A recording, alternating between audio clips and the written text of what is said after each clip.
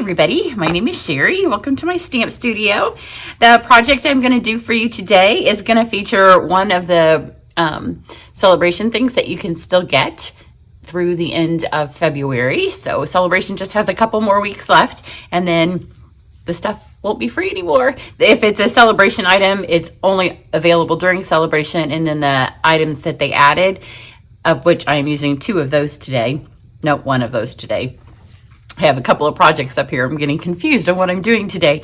But you have a couple of weeks left to get in on the free celebration. Make sure you visit my website, because for every online order that you place, you get VIP projects, you can get free product, and it builds. So if you place more than one order in a month, I combine them. So head to my website. The link is below the video, and then you can find out all about that. In February, I have gems and ribbon both, and then my 2 VIP projects. So for today, I'm going to use an assortment of stuff. I'm going to use the Planted Paradise stamp set. One thing with this one, images are shown at 60%. So I was kind of designing this in my head, and I was going to put on all the pots and all the flowers because this is a really fun set. I ended up with one because they're a lot bigger than what they look. And then I'm using Good Feelings, which is in the annual catalog. And then this is the celebration item. It comes in a set of 2. So there's 2 mini folders, the stripes, and then another one. I don't remember what the other one is at the moment, but you can get those free right now with a $50 purchase. So this is a fun little stamp set. It does a scene builder. So I am going to work on some watercolor cardstock. Let's start with Cajun Craze for our pot. I did find with these, it helps a lot if your inks are nice, your pads are nice and inked. So I went and I re-inked mine after I did the first one and flipped it over and did it again because it looked a lot better. So I'm going to stamp down here. I'm going to end up trimming this. So I'm just going to put it down towards the bottom. And when you work with watercolor cardstock, you do want to give the cardstock a little bit of time to absorb the ink. So I'm just going to hold them down longer than you would normally. You don't have to do it forever, but just a little bit longer. Give a nice push. And then lift those up. So what happens is it's watercolor cardstock, and you can see the pattern of the cardstock. I am going to fix that and make my design be a little bit more vibrant at the end. So I'm going to use Parakeet Party for my leaves. And like I said, this set has several different succulents, flowers that can go in the pots in several different pots. So I'm going to do this set of 3 leaves twice. You could mask it. The first time I did it, I masked it. It doesn't really need it, so it's just one step that, since they're photopolymer, you can see where you're stamping. Get those leaves on there. And then do one more set of 3 over here. And then just hold those just for a second. And then I'm going to do Pretty Peacock. And I'm going to do the single leaf, and I'm going to do it 3 times. So we'll just kind of stagger them, and it makes a fun little design in your hanging basket. I just repotted most of my plants over the weekend because, you know, you get these little ones. At least I do. I get little ones, and they're so cute and they're so dainty, and then they fill up. And the next thing you know, I don't have a lot of space in my house for a lot of big plants, pots, but they all just keep getting bigger. So I did the repotting thing, and now I have hardly anything in my wee little pots. So just do those. We've got that, and then I want this to be hanging. Now, I also ordered some hanging baskets off of Amazon, and they were way the wrong size. And my husband's like, "Didn't you measure those?" I said, "That's math." So I just looked from the picture, the little thumbnail, and I thought it would work. This is basic gray, and I'm going to do my hanging rope. So you start with one corner of your pot, and you just go up. And then we get my other rope. I guess this is a chain because it's gray. And you just kind of angle up. It's super easy since it's photopolymer. Just angle up to that. And then it has the little ring. And then you just add the ring to the top. Again, super easy because it's photopolymer. And then I'm going to do the words. So I'll show you this set. I'm going to put this that says "Sending Sunshine and Good Feelings Your Way" on the inside. And then I have "Hip Hip Hooray" for the outside. And those are 3 different stamps. So I have Cajun Craze for the back. And let's get Cajun Crazed in for the inside.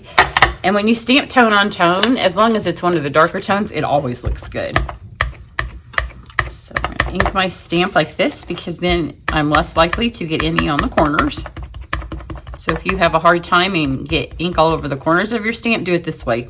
Because if you smash too hard, you're going to see it right away. And it kind of helps you learn how hard you need to press, which is a lot lighter than most of us feel like we need to press.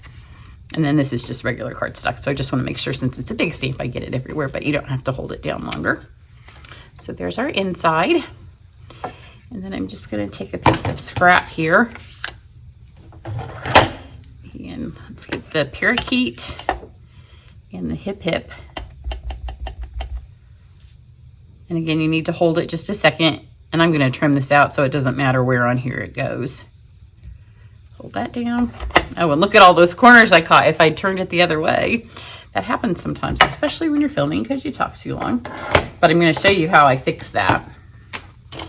And then I have Pretty Peacock for the hooray. Let's do it the way I showed you. So flip it this way, and then when you ink like this, now look, if I was all over the edges, I would know it right away. Nice and inked, and it's just a tap, tap, tap. I'm filming a lot of stuff today, so I'm going a little faster than I probably should. And it's even one of these things, letting it sit here as I get when you're trying to go fast. So there we have those. Now we can watercolor everything at once. So I'm gonna grab my water painter and just a paper towel or something to absorb the excess water. And this, take a close look at how this looks now, because it's gonna look different. And even this, you can kind of see those gaps because the watercolor cardstock has that texture to it. So it's never gonna sink all the way down in. Get my brush wet. And then it's just like magic. Look at the difference in the color that you get when you brush the water on. So I'm just gonna color over this. On my first one, I did not color in the centers of these flowers on the pots, but then I squeezed my brush over the top and they got a little wet, so I did the whole thing. On this one, I'm gonna attempt to. The thing is, it's not right or wrong, so I wanted to leave the flowers a little bit wider, partly because when I take a photograph of this for you guys to see, it'll be easier to see if there's contrast. But in real life, if you color in the flowers, it doesn't matter. But if I can do both, then I can show you both. So just the secret is, for one, if you have the old aqua painters, more water comes out than in this finest of our water painters. I love the water painters and they'll last forever. I have just one set of them.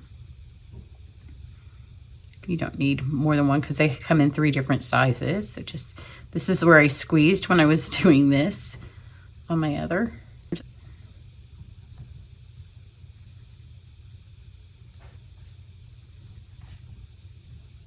And then you're just going to squeeze it so you don't have any Cajun coming out on it. And I'm going to start with my leaves in the back. And on the leaves, I'm also going to pull it in a little bit to the white.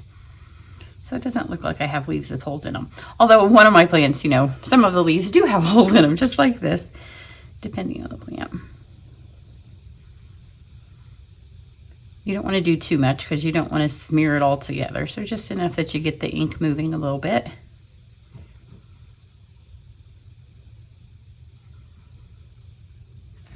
And I'm not going to do anything to the rope because it looks fine. And then over here, I'll go with the peacock because I just did peacock. So ever so slightly, just brush some color on. And I'm letting it go a little bit bigger just to give it a little bit of shading. Makes it look a little bit more like you painted it. Same with these up here.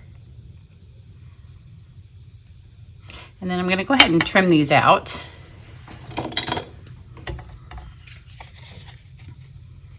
And we'll get rid of that horrible, awful after stuff I have that shouldn't be on there. See? Fixed. But I also want to add just a little bit of color to these on the edge. So just do a straight box around them. You can put it through a die if you want. I'm not really bothered because I think it kind of goes with the organic look of the card. So just turn them out close. And then I'm going to pick up just a little bit of ink from here. It will give me some ink without it being too much. And I'm just going to add it a little bit to the ends. Get some from this one over here. Look, it's magic. You just get paint off your card. And then I'm going to let these blend just a little bit. Those first letters. Go and get some of that lighter color. And it kind of helps with that watercolor feel. Kind of helps with the plant and the water kind of feel. So we have those, and then they're going to get a little bit of speckling at the end as well. So I have my Cajun for the background. And then I have a piece of smoky slate. So this needs to be trimmed down, and this is going to be trimmed down. So I'm going to trim down my smoky slate to a little less than 4, so maybe 3 and a little bit bigger than 3 3/4, and then about 5. So there's our smoky slate, and then I'm going to grab this, and I want to go just around it. So we'll start over here and just put it. When you put this on, if any of your designs in the cutting thing, you know it's too high, but this looks good. Trim that off. The Fluid 100 paper comes in maybe 7 by 5. It's a different kind of size. So I'm going to put this in, get it pretty close to that leaf, but see, you can, if I put this down, you need to make sure none of your stamp image is in there. Otherwise it gets cut off. And now that I've trimmed up close, I can see if this side, it's pretty even. Just a hair off that side. And it always works better on these little ones if you push up towards the guide, because then it's not going to move. If you pull down, sometimes you grab the paper and it goes along with you and it can make it crooked. So here we have this. I don't even mind this. Any of the organic stuff can stay as far as I'm concerned. Then for your celebration item, free with 50 right now, I'm going to put this in here. As you can tell, it's a half-size folder. So when I put it in here, I'm just going to line it up straight in the middle. And it actually, because this one has lines, when you're done, it doesn't even look like it was a partial one. See, I'm trying to get the line so you can see it. The line on here helps you make sure that your dies are in straight, or your paper's in straight.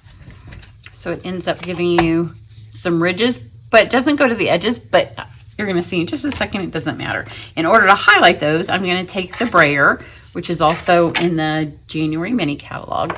And the secret with the brayer is really thinking before you use it, how much ink do I want? So if you just want a touch of ink, then obviously you don't want to put a whole lot on here. So this just needs a little bit. So I'm just going to kind of go round and around and around and around. And it doesn't even matter that it's just that little bit, because I'm just going to kind of brush it over the top. I'm going to go the same direction that the lines are going. And if you don't press hard, then it only picks up the lines that are raised. If you press really hard, then it's going to get that part that's lower. So that's just a fun highlight that you can give to your folders. So let's take this, put this on here. I'm going to use Seal Plus because the watercolor cardstock is a little bit thicker, and because it's going on top of these ridges, there's a chance it could pop off, and we don't want that. Then I have some of this is the twine from the basic set. It has 4 or 5 colors in it. You're going to take it and you're going to start leaving enough right here for your bow, and then go around twice. And then on this time, you're going to trim it so you again have enough to tie. Bow or not. I know lots of you are not fans because you don't like to tie bows, and a knot looks fine on this one. And this is one of the other colors. I think I said at the beginning of this was an in-person camp project we did in February, and we used up all of the other color. But this works well too. And on my other one, I do have a bow. This one, I'm just going to do a knot. And trim those off. And pop this on here. So for this, I want dimensionals to go the whole way. So I'm going to take and use the edges of, this is a sheet that came out of a project, one of our kits. So it's a little bit longer, but all of the dimensionals have the excess on the edges, which is perfect when you're using it for something like this where it's a little bit longer. And because the watercolor cardstock is sturdy, if you only put it on one half, the other half is going to bend, especially if you put it in an envelope. Don't put it on upside down. Let's go just out like this for our hip hip. And then we'll do the same thing for the hooray. I thought I trimmed enough. Apparently I can't count today.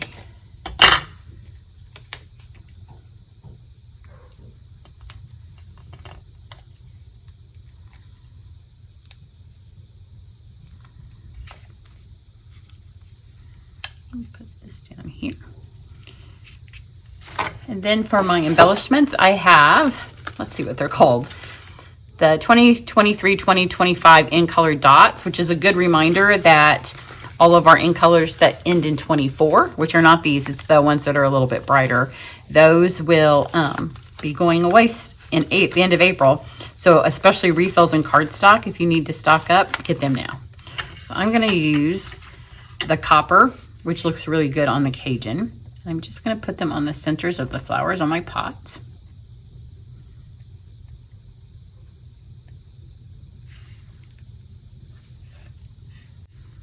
Switch to the right tool. My scissors aren't getting these off very well. Oops. Squish that over a little bit. I love this new tip. It's one of the newer ones.